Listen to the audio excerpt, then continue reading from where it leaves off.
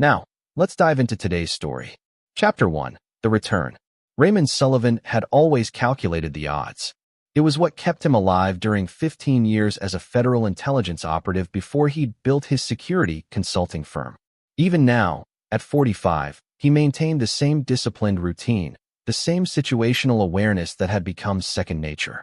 So when he dropped his wife Natalie at the airport that morning for her consulting conference in Boston, something had felt off.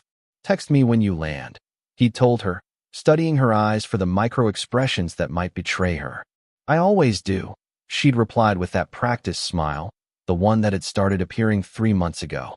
Now, pulling into his driveway with his 17-year-old son Blake beside him, Raymond registered the unmarked police cruiser with tinted windows parked across the street.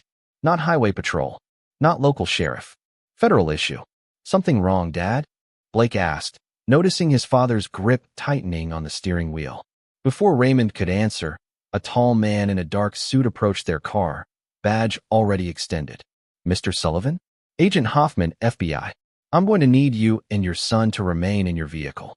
Raymond sized up the agent, former military by his posture, right-handed weapon holder, experienced enough to maintain proper distance. "What's this about, Agent Hoffman?" "Sir, we have reason to believe there's an intruder in your home. We've secured the perimeter, but I need you both to stay back until—" "Dad," Blake whispered, grabbing his sleeve so tightly his knuckles whitened. "I think I might know what this is about." Raymond turned to his son, studying the sudden fear in his eyes. "What do you mean?" he asked, voice dropping to match Blake's whisper. "Mom's been acting weird. I found something in her study last week, files with names, schedules. Your name was there too, with a date. Today's date." Raymond felt a cold clarity wash over him as pieces started clicking into place. He leaned past his son and looked through the side window toward their house. That's when he saw him, standing in the living room window, watching. Adrian Kozlov, the man who, 12 years ago, Raymond had personally ensured would spend his life in a black site prison for selling classified intelligence that got 3 agents killed. "Dad," Blake's voice trembled. "Who is that?" Raymond's expression hardened to granite. "Someone who should never have been released." He turned to his son. "What else did you see in those files?" Blake swallowed. "Photos of us. Our routines. And a woman I've never seen before. Dark hair, scar on her neck." The file called her Viper. Raymond went completely still. Viper. The assassin whose identity he'd protected because she'd once saved his life. A debt he'd just realized had been repaid in betrayal. "Sir," Agent Hoffman insisted, "I need you to stay in your vehicle while we—" "Your team is walking into a trap," Raymond said flatly. "There are likely 3 more hostiles inside that you don't know about. And my wife isn't in Boston." The agent's expression shifted. "How could you possibly?" "Because," Raymond said, pulling out his phone and showing a GPS tracking screen, "she's currently 50 miles north of here at a private airstrip. And if I'm right, she's in danger too, though not the kind she thinks." As Agent Hoffman radioed his team, Raymond turned to his son. "Blake, I need you to tell me everything you saw. And then I need you to stay with the agents while I make a call."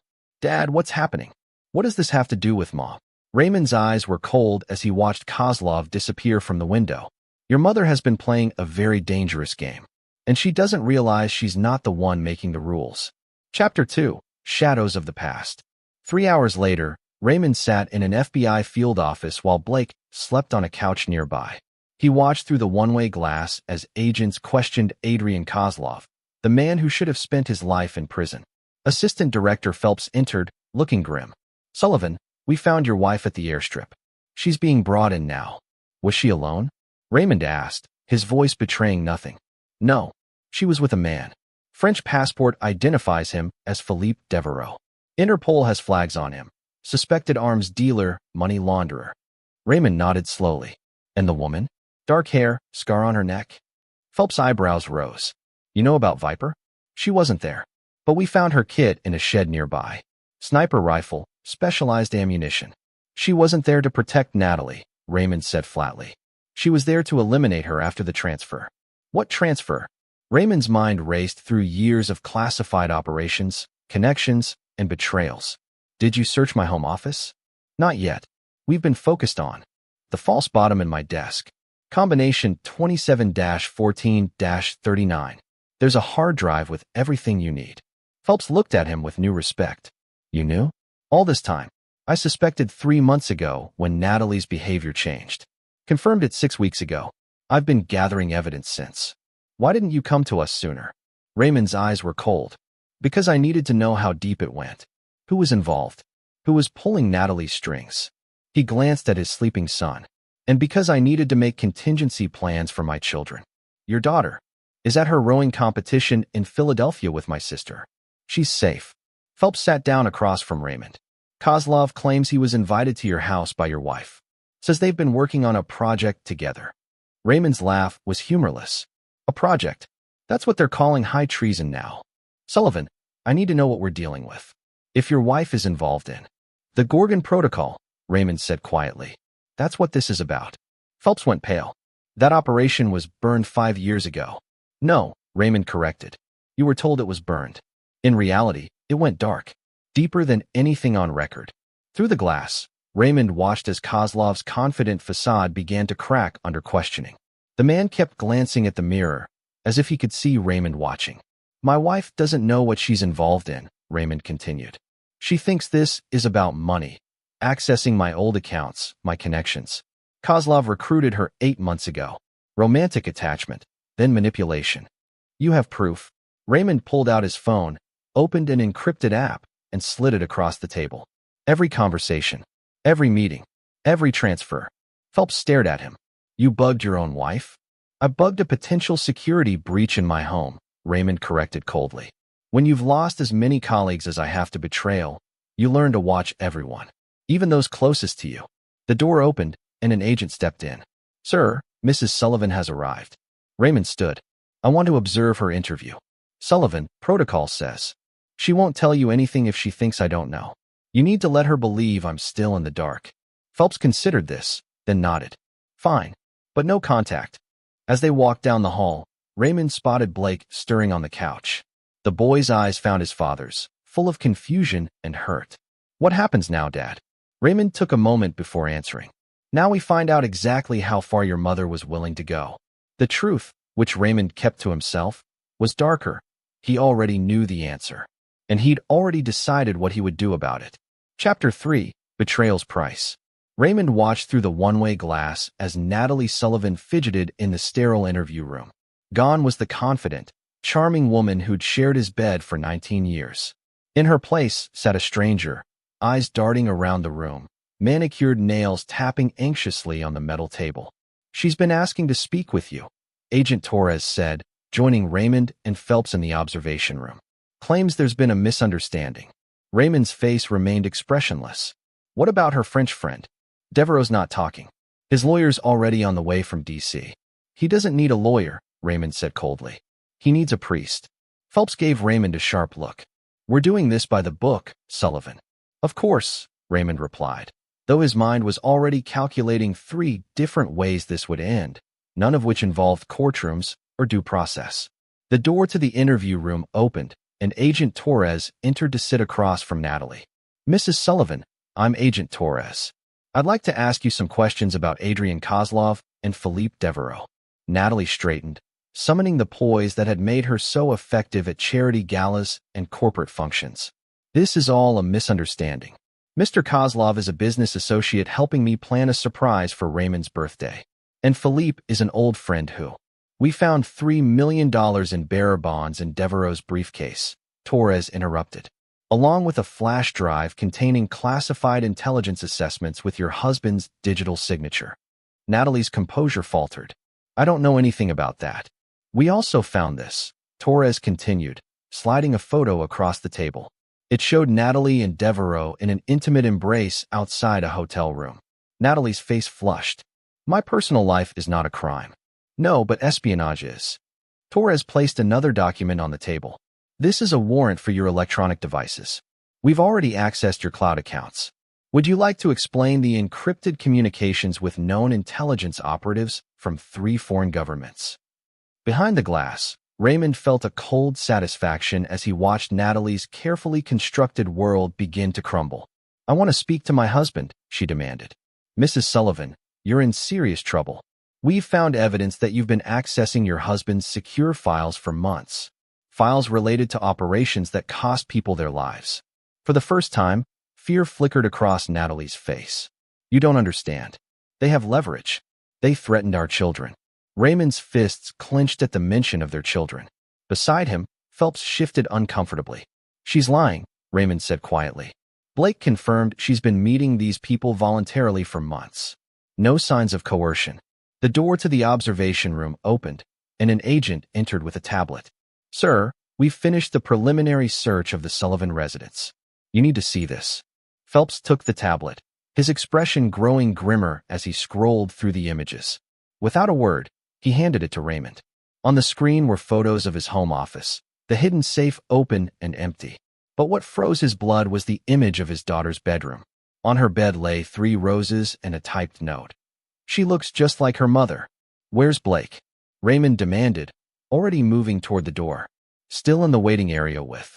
Raymond was already running down the hall.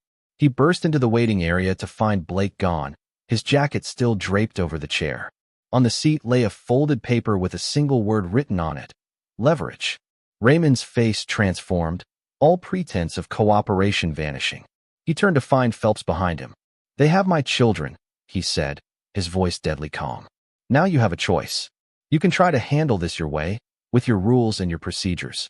Or you can let me do what I've been trained to do. Phelps studied him. What exactly are you proposing? I'm not proposing anything, Raymond replied. I'm telling you I'm going to get my children back. And then I'm going to dismantle the people responsible. All of them. Piece by piece. His gaze drifted to the interview room where Natalie still sat. Starting with her. Phelps looked conflicted. Sullivan, I can't authorize. I don't need your authorization, Raymond cut him off. I need you to stay out of my way for 24 hours. And if I don't, Raymond's eyes were cold. Then you'll have 3 hostage situations instead of 2. As if on cue, Raymond's phone chimed with a text message from an unknown number. He looked down to see a video thumbnail showing Blake and Mia, bound but apparently unharmed. The message read, the children for the drive. You know which one. Midnight. The old foundry. Come alone or they die first. Raymond showed the message to Phelps, then deleted it and removed the SIM card, crushing it under his heel. 24 hours, he repeated. Phelps held his gaze, then nodded almost imperceptibly. I never had this conversation with you, and I never saw that message. Raymond turned to leave, but Phelps caught his arm. Sullivan, the woman in there, she's still your wife. The mother of your children. Raymond's expression could have frozen hell itself. No, he said quietly. She stopped being that the moment she put them in danger. As he walked away, Raymond's mind was already assembling the pieces of what would become his most devastating operation yet. One with no official sanction, no oversight, and no mercy. Chapter 4, Countermoves. Raymond Sullivan had spent most of his adult life hiding the monster inside him, the one the government had trained, honed, and aimed at America's enemies. Now, as he drove toward his secure storage unit on the outskirts of town, he let that monster fully awaken.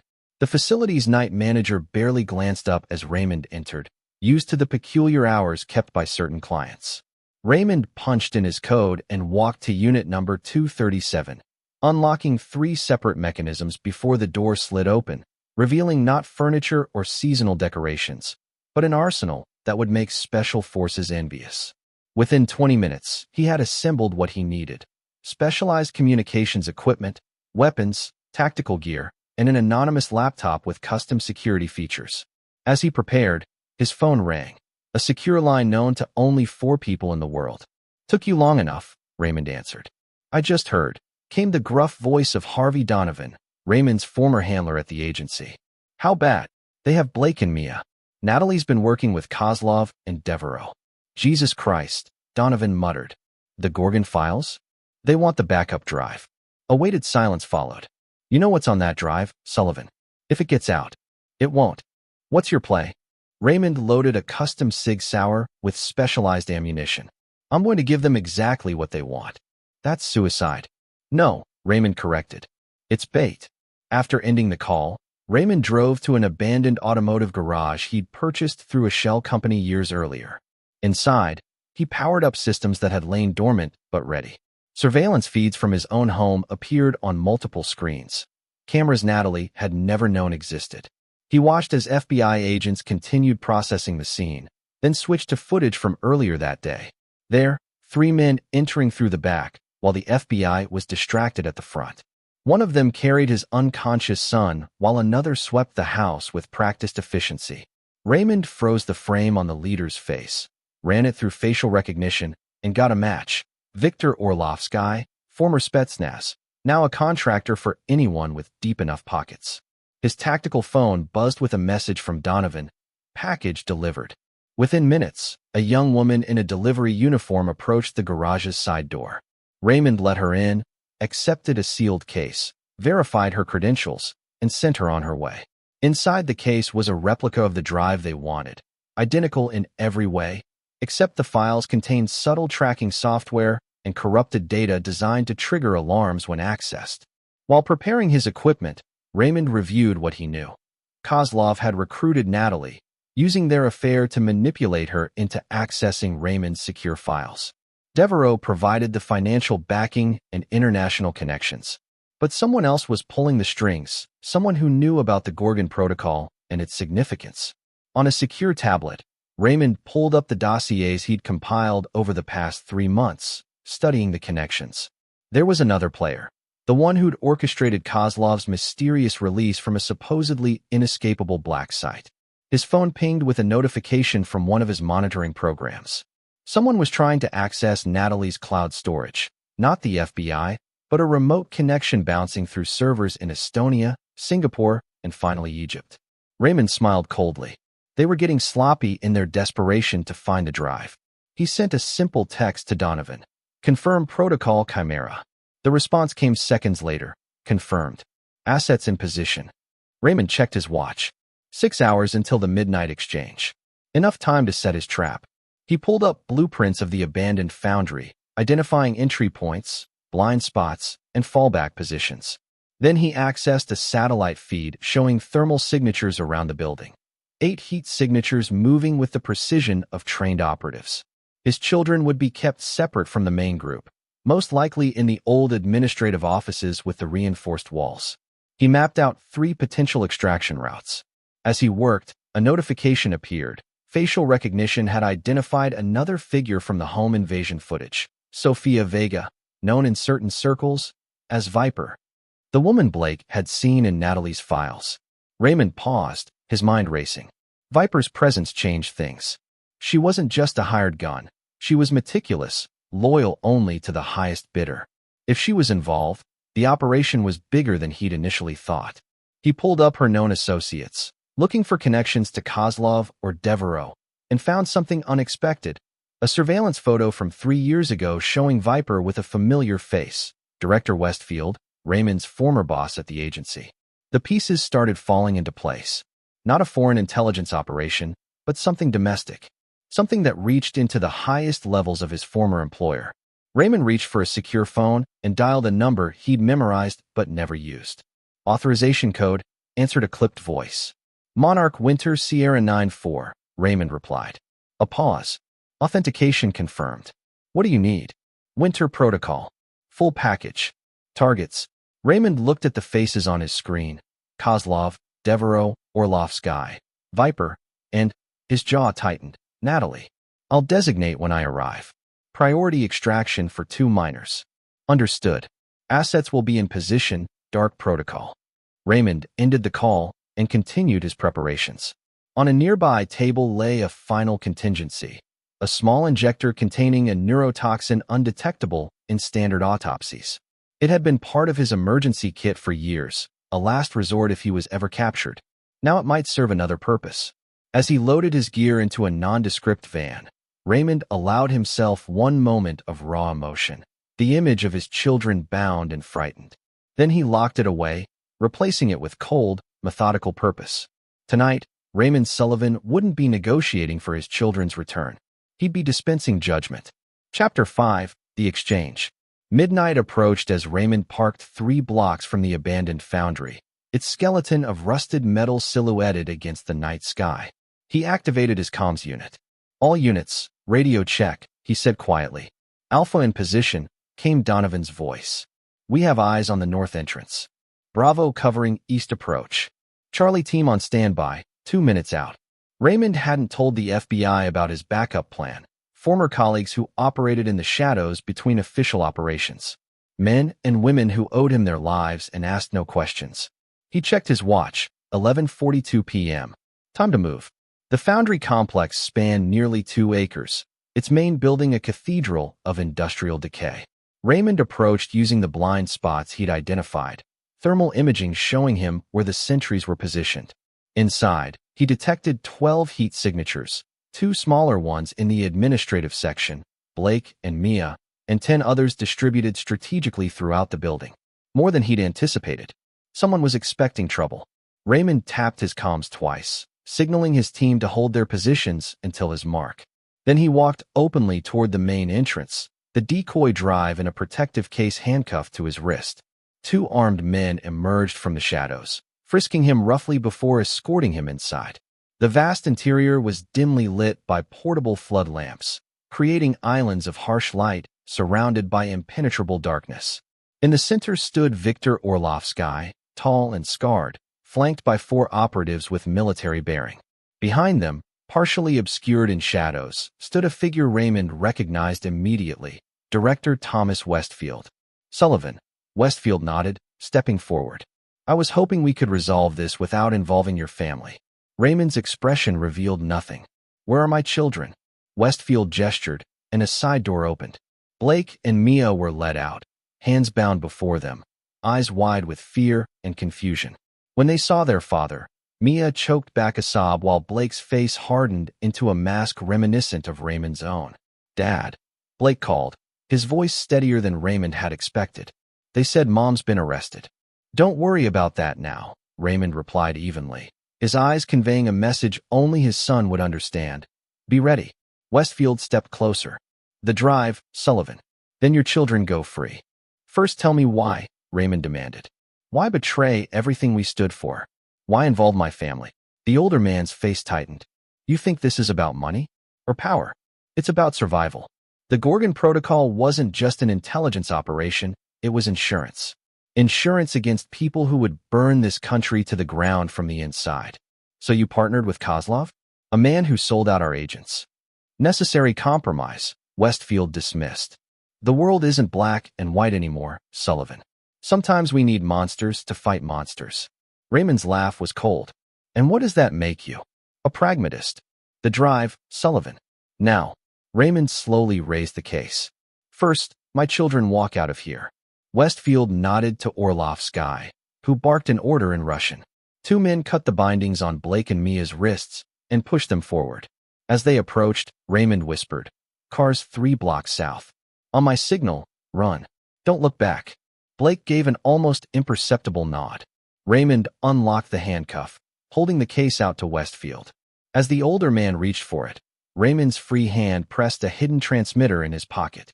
Instantly, the flood lamps went out, plunging the foundry into darkness. The crack of suppressed gunfire erupted from multiple positions as Raymond's team executed their assigned targets with surgical precision. Now, Raymond shouted, pushing his children toward the exit while drawing his weapon in one fluid motion. Through his night vision glasses, he tracked Westfield fleeing toward a side exit, followed by Orlovsky.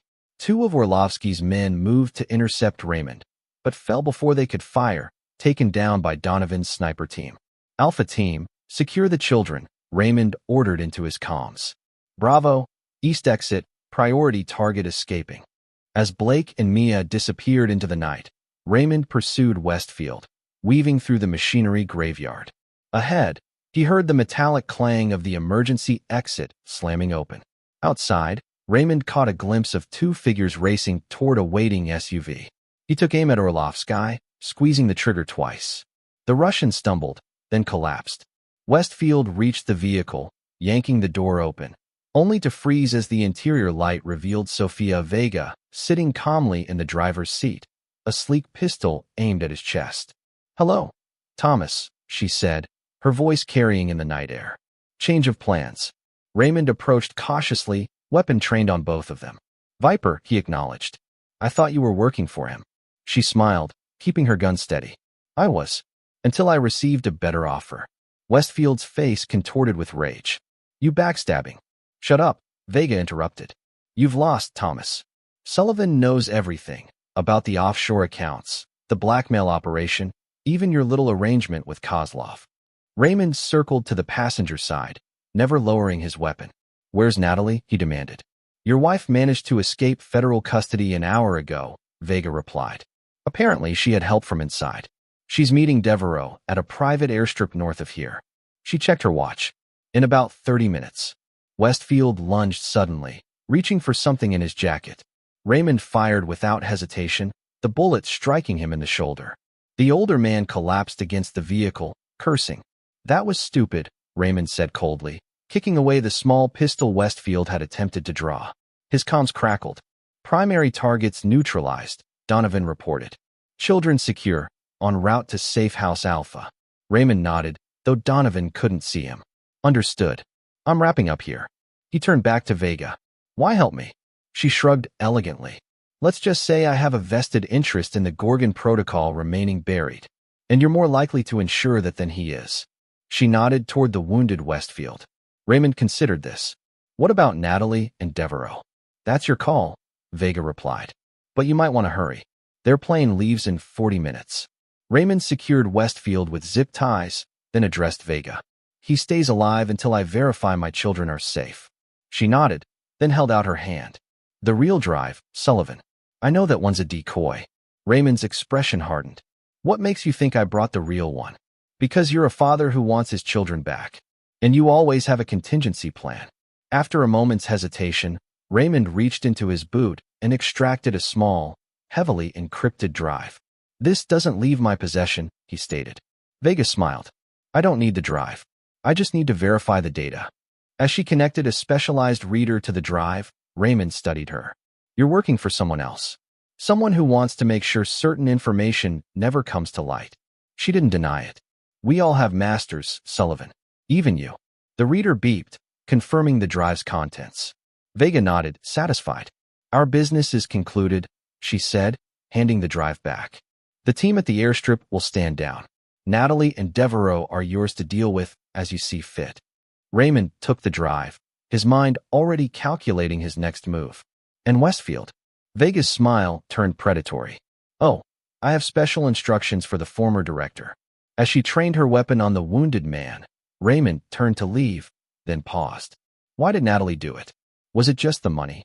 Vega considered him, her expression softening slightly. She told Devereaux it started as revenge. Something about you always being distant, keeping secrets. She shrugged. Then it became about the power, the thrill. Some people aren't built for normal lives, Sullivan. You should understand that better than most. Raymond absorbed this, his face revealing nothing. Then, without another word, he headed toward his vehicle, already plotting the final act of his vengeance. Behind him, Westfield began pleading with Vega, his words fading into the night. Chapter 6. Judgment in Darkness. The private airstrip glowed with minimal runway lighting as Raymond approached on foot, having abandoned his vehicle a quarter-mile back. Through his tactical binoculars, he observed the sleek Gulfstream being prepped for departure, ground crew loading luggage while the pilot completed his pre-flight checks. At the edge of the tarmac stood a black Range Rover, its occupants visible through the windows. Natalie in the passenger seat, her face tense as she spoke with Philippe Devereaux behind the wheel. They were early. The flight wasn't scheduled for another 20 minutes. Raymond circled to approach from downwind, using the hangars as cover. He'd disabled the perimeter sensors and cameras, ensuring no electronic evidence of his presence would remain. As he moved silently toward the Range Rover, he thumbed the secure phone in his pocket, confirming a message from Donovan. Children secured at Alpha location. All clear. With that knowledge, the last restraint fell away. His family was safe. What happened next would be pure judgment. He reached the rear of the Range Rover undetected, listening to the conversation inside. He'll find us, Natalie was saying, her voice tight with anxiety. You don't know Raymond like I do. He won't stop. Devereaux's laugh held forced confidence. Your husband is occupied with your children and the FBI. By the time he sorts through that mess, we'll be in Monaco with new identities. You don't understand, Natalie insisted. Raymond isn't like normal people. He The rear door opened silently as Raymond slid into the back seat, pressing a specialized stun device against Devereaux's neck before either of them realized he was there. "She's right," Raymond said calmly as Devereaux convulsed and slumped against the steering wheel.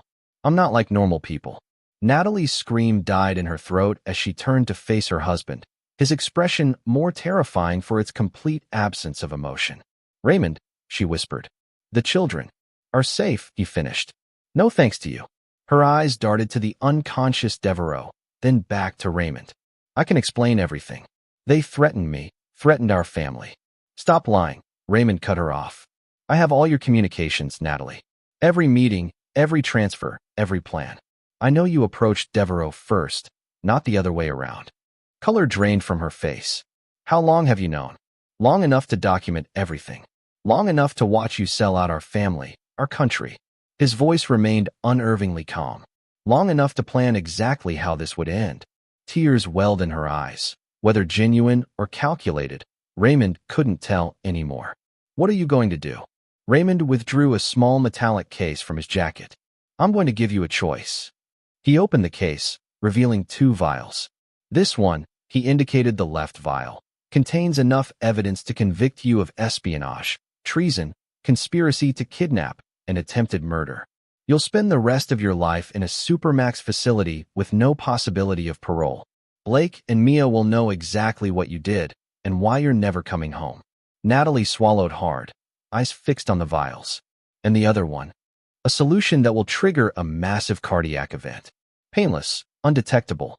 You'll be found with your lover, both victims of stress-induced heart failure while preparing to flee the country. Your children will remember you as someone who made a terrible mistake, not a traitor. They'll mourn you, eventually forgive you, and move on." Her eyes widened in disbelief. "You're offering to kill me?" "I'm offering you mercy," Raymond clarified. "More than you offered our children when you put them in danger." "You're insane," she whispered. "No, I'm exactly what I've always been. You just chose not to see it." He set the case on the console between them. "You have 3 minutes to decide." Natalie stared at him, searching for any hint of bluff or manipulation. Finding none, she began to sob quietly. "What about Philippe?" she asked, glancing at Devereaux. "His fate isn't your concern." Raymond checked his watch. 2 minutes. The children need a mother. They needed one who wouldn't betray them. His eyes were glacial. 1 minute. Natalie's breathing steadied as resignation settled over her features. "I never meant for the children to be involved. That was Westfield's doing, not mine. Your choices made it possible." 30 seconds. She reached for the case with trembling fingers, hovering over the vials. "I did love you once, Raymond. Before I knew what you really were." "Time's up," he said, closing the case before she could choose. "But this was never really your decision to make." Confusion crossed her face, followed by understanding as Raymond withdrew a third option from his pocket, a syringe. "You made your choice months ago, when you first betrayed our family." Before she could react, he injected the contents into her neck with practiced efficiency. Her eyes widened in shock, then anger, then fear as she realized what was happening. "What did you?" she gasped, her speech already slurring. "A cocktail that mimics natural causes," Raymond explained clinically. "You and your lover decided to escape justice through suicide. Tragically romantic." As the drug took effect, Natalie's expression shifted through panic into a strange calm. "The children," she whispered. "Tell them I'm sorry." Raymond watched impassively as her eyes fluttered closed. "No." He carefully positioned her body to appear natural, then moved to Devereaux, administering the same injection. With clinical precision, he arranged evidence that would support his narrative: empty pill bottles, glasses with trace amounts of crushed sedatives, a suicide note in Natalie's handwriting that he'd prepared months ago using samples of her script. Afterward, Raymond wiped down any surfaces he might have touched, then exited the vehicle as silently as he'd entered. At a safe distance, he placed an anonymous call to local law enforcement, reporting suspicious activity at the airstrip. As he walked away into the darkness, Raymond's thoughts turned to his children. They would need time to heal, to understand that their mother's betrayal wasn't their fault. He would be there for them, solid and unwavering, as he'd always been. His phone vibrated with a message from Donovan. "Westfield situation handled. Clean slate activated. Assets standing down." The Gorgon Protocol and its secrets would remain buried. The conspiracy had been dismantled, and Raymond Sullivan had reminded the shadows of the intelligence world why he had been both respected and feared. Some would call what he'd done monstrous. But Raymond knew the truth. Sometimes protecting what you love required becoming the very thing others feared. He felt no remorse as he disappeared into the night. Only the cold certainty that justice, his justice, had been served. Chapter 7: Aftermath. 3 weeks after what the press had dubbed the airstrip tragedy, Raymond sat in his attorney's office reviewing the final documents that would transfer Natalie's assets to a trust for Blake and Mia. The official investigation had concluded quickly. Philippe Devereaux and Natalie Sullivan had committed suicide rather than face federal charges for espionage. What didn't make the papers was the broader cleanup operation. Adrian Kozlov had died of complications while in federal custody. Director Westfield's body had been discovered in his weekend cabin, an apparent suicide following rumors of corruption. Various associates connected to the conspiracy had either disappeared or met with unfortunate accidents. "Everything appears to be in order, Mr. Sullivan," said Eleanor Prescott, his attorney of 15 years and one of the few people who suspected, but never asked about, the truth behind her client's carefully constructed life. "Once you sign these, the trust will be established with you as sole trustee until Blake turns 25. Raymond signed without hesitation. "And the other matter?" Eleanor handed him another folder. "The sale of your security consulting firm is complete. $70 million, transferred to the accounts you specified. Your recommendation for Maxwell Quinn as your replacement has been accepted by the board." Raymond nodded. Max was former agency, trustworthy, and most importantly, had no connection to the Gorgon Protocol. "What about the house?" he asked. "Listed as you requested. Given the market and the property's history, we should expect offers below asking price." Raymond didn't care about the money. The house held too many shadows now. As he left Eleanor's office, Raymond checked his secure phone. A message from one of his surveillance programs showed a familiar face entering the country through a private airfield in Maine, Sofia Vega. Not unexpected, but worth monitoring. He drove to the rented lake house where he and his children had been staying since that night.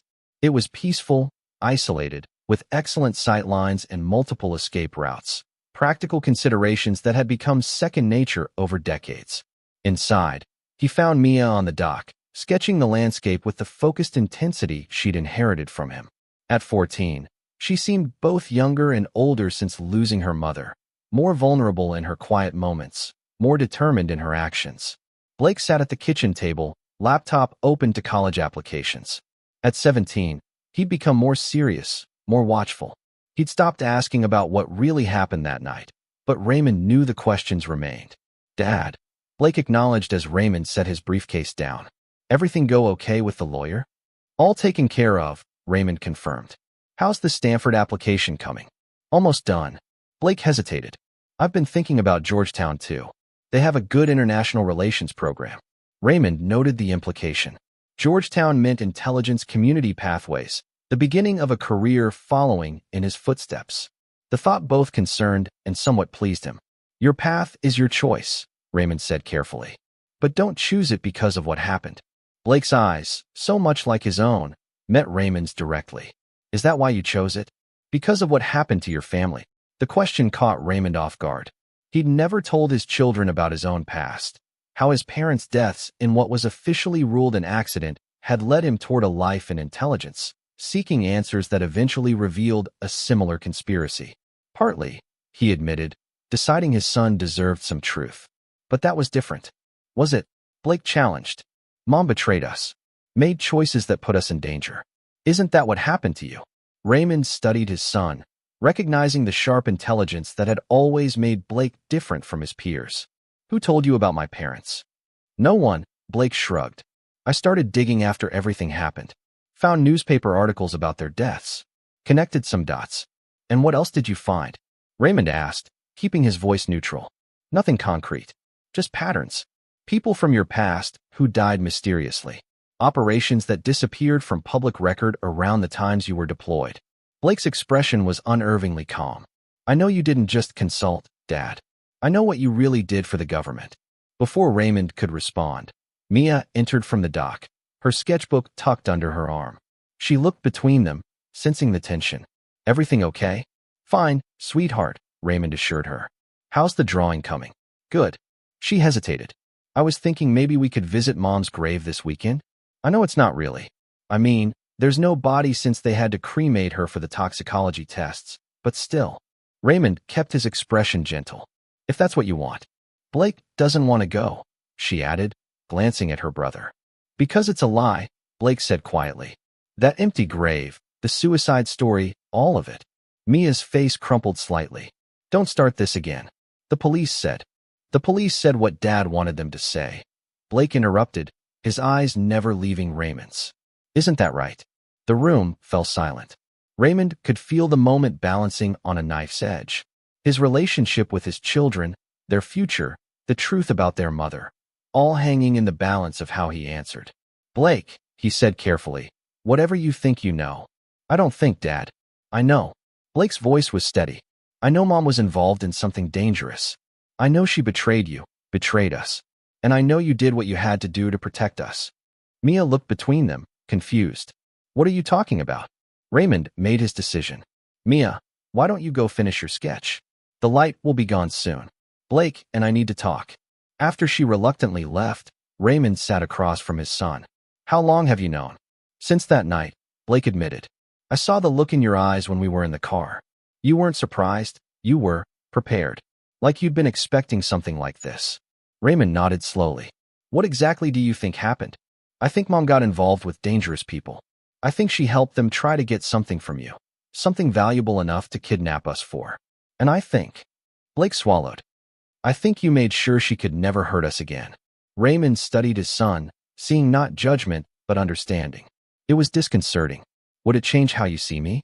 If that were true, he asked. Blake considered this. You've always taught us that actions have consequences. That protecting family comes first. He met his father's gaze. I don't need to know the details. I just needed to know I wasn't wrong about who you are. Raymond felt something shift between them, a new understanding, more honest than what had existed before. And who am I, Blake? Someone who keeps his promises, Blake said simply. Who protects what's his, no matter what it costs. Raymond nodded, recognizing both approval and warning in his son's words. Blake understood what Raymond had done and why, but also recognized the darkness such actions required.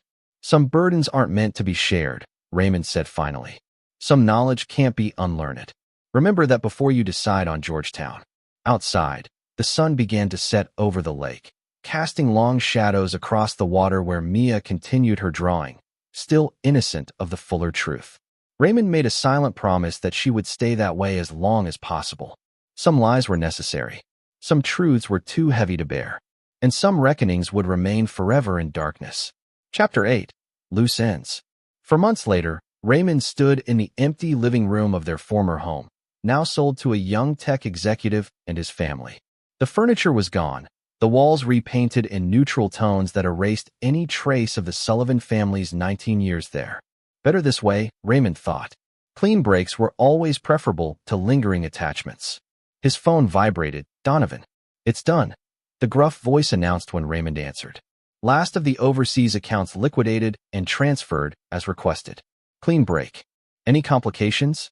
Raymond asked, pacing the empty space where his family had once gathered for movie nights and holiday celebrations. Vega's been asking questions. Subtle, but persistent. She's looking for something. Raymond had expected this. Sofia Vega had helped him for her own reasons, and those reasons would eventually lead her back to him. Let her look. The trail ends with Westfield. You sure about that? No, Raymond admitted. But it buys time. He ended the call and moved to what had been his home office, where the false bottom in the desk had once hidden the drive that started everything. The new owners had already installed sleek modern furniture, erasing the last physical traces of his presence. His phone buzzed again, Blake, asking when he'd be home. The new home, a sprawling ranch property 30 miles outside the city, with reinforced security and escape tunnels Raymond had installed before they moved in. Paranoia or prudence, depending on one's perspective. On my way, he texted back. As Raymond walked toward the front door, movement on the street caught his attention. A dark sedan, windows tinted, engine idling. Not unusual in this upscale neighborhood, but Raymond's instincts, honed through decades of operations, registered the threat. He continued to his car as if he hadn't noticed, using its windows to observe the sedan as he opened his door. The passenger window of the sedan lowered slightly, revealing a familiar feminine profile. Sofia Vega. Raymond adjusted his plan immediately, driving not toward home, but to a predetermined location for situations exactly like this. A public park with multiple exit routes and enough open space to prevent ambushes. The sedan followed at a careful distance, not trying to hide its presence, then. A message rather than an attack. At the park, Raymond parked and walked to a chess table position to give him clear sight lines in all directions. He didn't wait long before Vega appeared, moving with the casual grace that had made her such an effective operative. "Sullivan," she greeted, sitting across from him. "Nice place for a conversation." "What do you want, Vega?" Raymond asked, his tone businesslike. She smiled slightly. "Direct as always. I came to deliver a warning. I'm listening." "The people I work for are satisfied with how the Gorgon situation was resolved. Westfield's death closed many potentially embarrassing avenues of inquiry." Raymond waited for the other shoe to drop. Vega didn't make social calls. "However," she continued, "there's been interest in the methods you employed, specifically with your wife." Raymond's expression remained neutral. "The investigation ruled suicide. We both know better." Vega leaned forward slightly. "The compound you used, it's distinctive to those who know what to look for. My employers recognize the signature. And they're concerned about where you acquired it. That formulation was supposed to be destroyed after the Belgrade operation." Raymond had wondered if this would come back to him. The compound had been developed for high-value eliminations that needed to appear natural. He'd kept a sample against protocol, one of many insurance policies he'd accumulated over the years. "What exactly is the warning, Vega?" She reached into her jacket, causing Raymond to tense, but withdrew only a small flash drive. "This contains files on 3 individuals who have made inquiries about you and your children in the past month. Former associates of Westfield who believe you have the original Gorgon files." Raymond didn't reach for the drive. "And your employers are sharing this out of the goodness of their hearts?" Vega's smile was razor-sharp. "They believe your skills are still valuable. This is both warning and job offer. I'm retired. No one with our background ever truly retires, Sullivan. You know that." She placed the drive on the table between them. 3 operations, your choice of methods, generous compensation. Afterward, you and your children receive new identities, relocation, and permanent protection." Raymond studied her. "And if I decline? Then you handle those 3 individuals on your own, along with whoever replaces them." Her expression softened fractionally. "You have children to protect, Sullivan. My employers can offer securities you can't provide alone, no matter how good you are." Raymond considered the offer, weighing options and risks. "Who exactly are your employers?" "You know I can't tell you that." "Can't or won't." Vega's silence was answer enough. Raymond finally took the drive.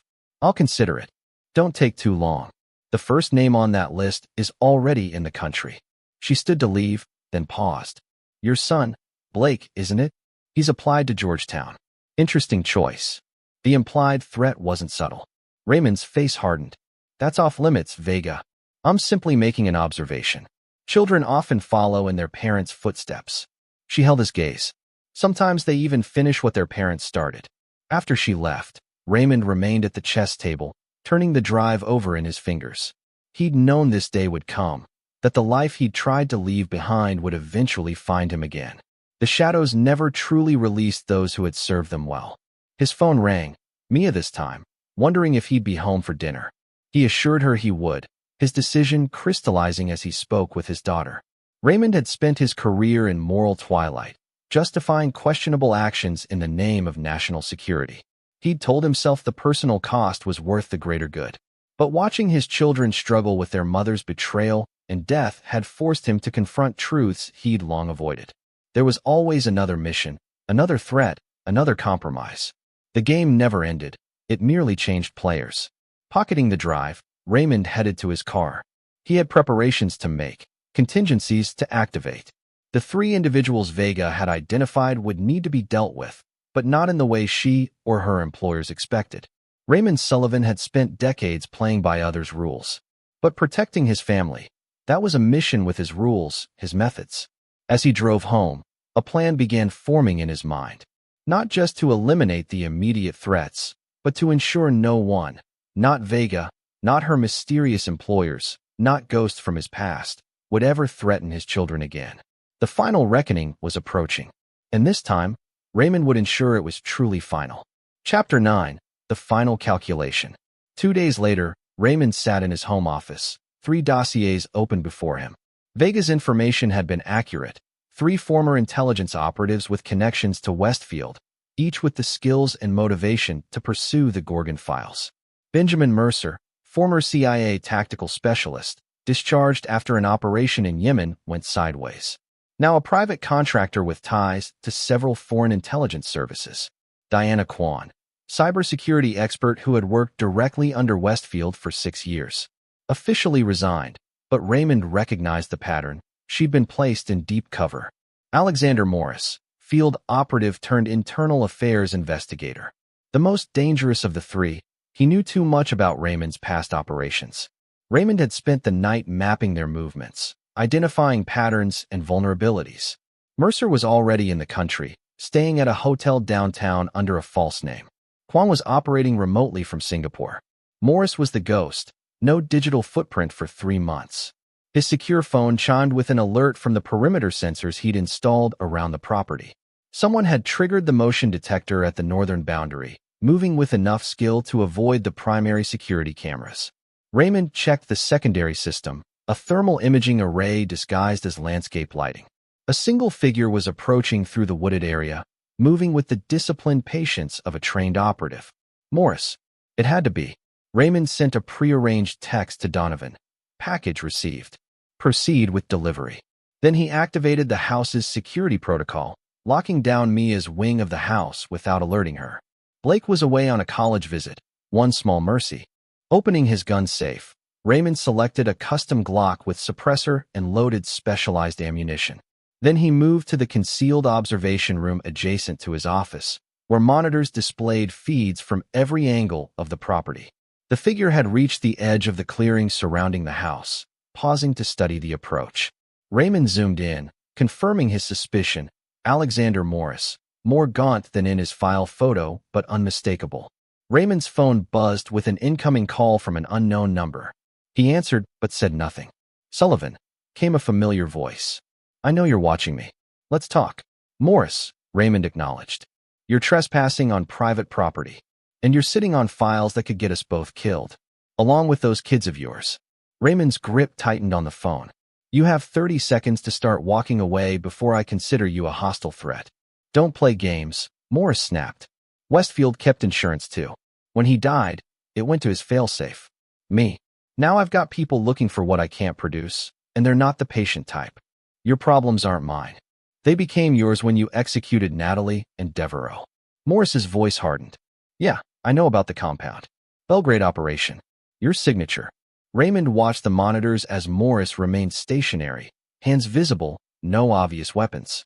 A negotiation play. Then, not an assassination attempt. At least not yet. What do you want? Raymond asked. A trade. I give you the names of everyone in Westfield's network who knows about your family. You give me a copy of the Gorgon files, just enough to keep the wolves at bay. And I'm supposed to trust you? Morris laughed bitterly. Trust died with Westfield. This is about survival. Mine and yours. Raymond considered his options. Morris was dangerous but predictable, a survivor above all else. That made him potentially useful. Stay where you are, Raymond instructed. Any movement toward the house will be considered hostile. He ended the call and checked another monitor, where an alert showed an incoming message from Donovan. Packages 1 and 2 secured. Proceeding as instructed. Mercer and Kwan were being handled. That left Morris. Raymond transferred control of the security system to his phone, then moved silently through the house toward a concealed exit on the eastern side, away from Morris's position. Outside, he circled through the blind spots in his own surveillance network, approaching Morris from behind. Don't move, Raymond said quietly, pressing his weapon against Morris's back. Hands where I can see them. Morris complied, raising his hands slowly. Smart play, Sullivan, but unnecessary. Raymond patted him down efficiently, finding and removing a sidearm and 2 knives. Turn around. Slowly. When they faced each other, Raymond saw not the cold operative he remembered, but a man haunted by the same shadows that had followed him for years. You look like hell, Morris. Occupational hazard. Morris studied him.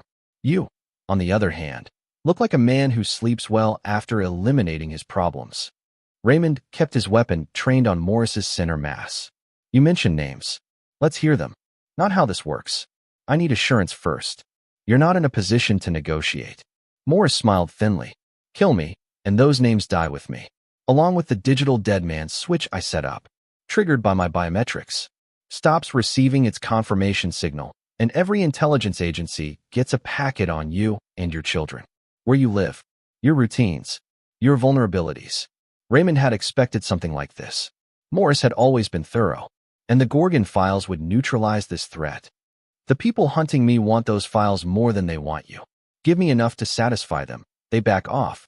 I deactivate the switch. How do I know you won't use the files yourself? Morris's laugh was hollow. Because I've seen what happens to people who try. Kozlov, Westfield, your wife. I'm not looking to join them. I just want to disappear. Raymond considered this. Morris was telling the truth about the dead man's switch. It was exactly what Raymond himself would have done. But there was another calculation to make. The names first, Raymond insisted. Morris hesitated, then nodded. Benjamin Mercer and Diana Kwan you already know about, thanks to Vega. But she didn't tell you about Harlan Davis, her controller, or about Nicholas Fleming, Westfield's former deputy, who's now running a private intelligence firm. They're the ones who sent us after you. Raymond processed this. Vega had withheld key information, as he'd suspected. Her employers weren't offering protection. They were trying to clean up loose ends, including him. And Vega herself? Raymond asked. Playing both sides. Always has been. Morris studied him. You knew that, though. Raymond nodded slightly. The files. Just enough to buy my freedom. No, Raymond said, lowering his weapon slightly. I have something better. He retrieved his phone, pulled up an encrypted file, and showed Morris a video.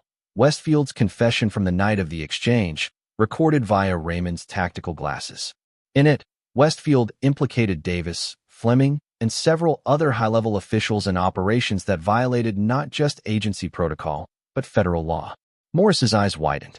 This is more valuable than the Gorgon files, Raymond finished, and specifically targets the people hunting you.